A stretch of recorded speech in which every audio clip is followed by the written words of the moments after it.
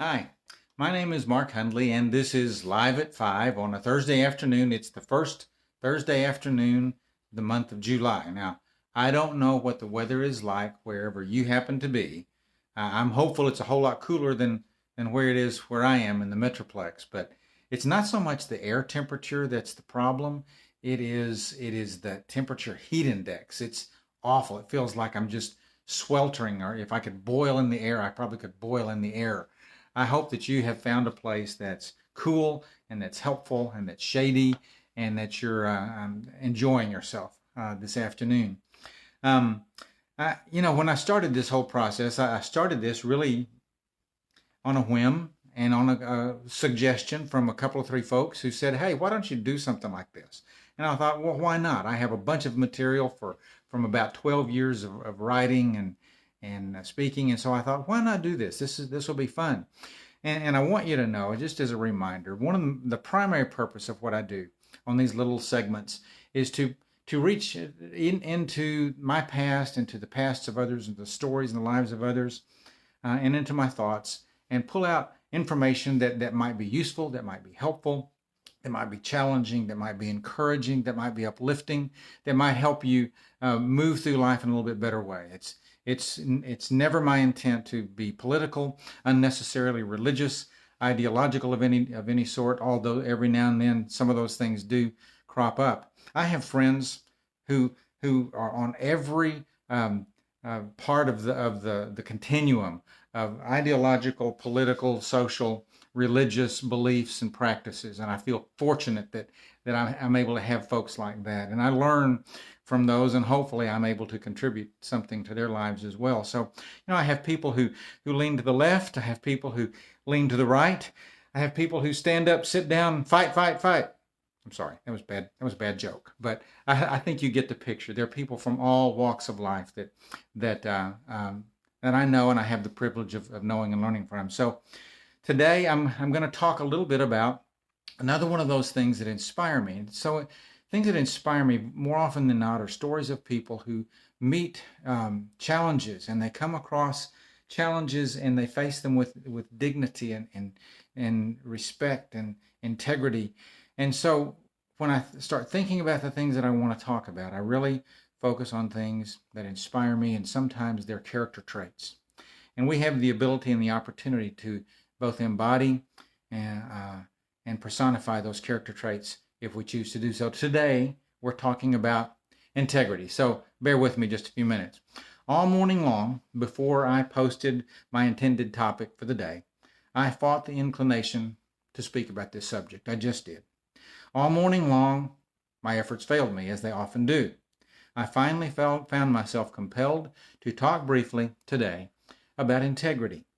Perhaps the primary reason I struggled with whether or not to talk about it is that I see so little of it displayed from so many, in quotes, important people, people who stand in leadership positions all over our country in all kinds of ways.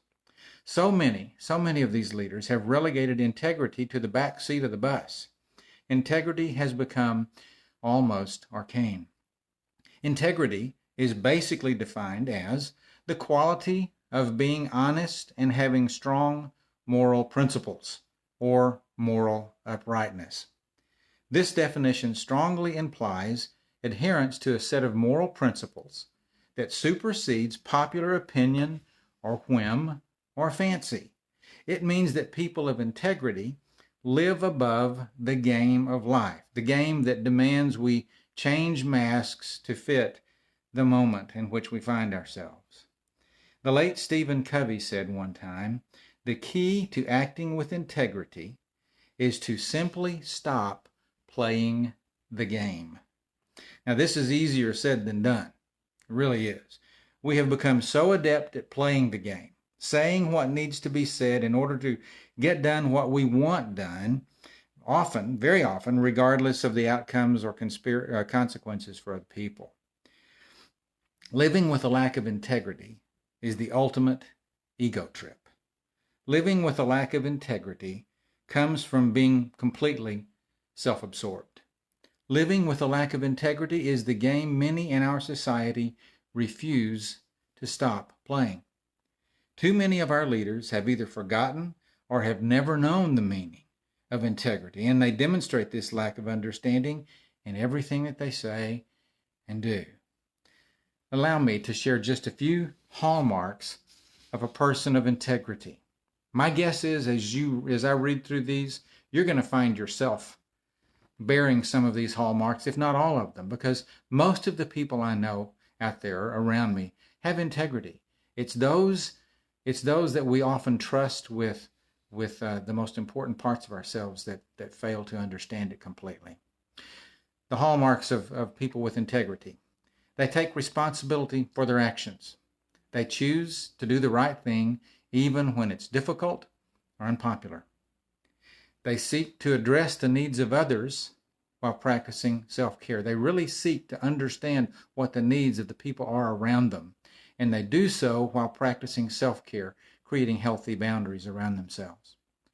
They offer assistance and service to people in need. Very often you're going to find people of integrity volunteering. It doesn't matter who they are, how much money they have, what their power or position is. A person of integrity can be found often painting houses, building houses, serving food at a soup kitchen. They are finding ways to meet the needs of other people around them who are less fortunate. They give others the benefit of the doubt without jumping to conclusions. That's a tough one, isn't it? They're willing to listen to the views and perspectives of others, even if they do not agree with those views and perspectives. They don't shut them down. They choose honesty in all things. You can believe what they say. You can take their word to the bank. They give respect to everyone they meet. They honor the inherent dignity in every single person who's there, and you feel honored and valued when you're around them. They manifest humility. They know the difference between confidence and arrogance. They know that a person with true integrity will know the strengths as well as their shortcomings, and they operate from a foundation of that understanding of their strengths, and they work to shore up their shortcomings through using their strengths. They're able to admit when they're wrong, and they own their mistakes. They're able to say, I apologize. I was wrong. It was not okay what I did or said. They're reliable. They show up when they're supposed to. They're people of their word. You can count on them. And finally, people of integrity are kind. They're kind. We've already talked about kindness in a previous session, but kindness has an ability to draw people to it. People of integrity are just kind, plain and simple. Here's what I want to encourage you to do. I encourage you to conduct your own research on integrity. You don't need me to define it for you. You really don't.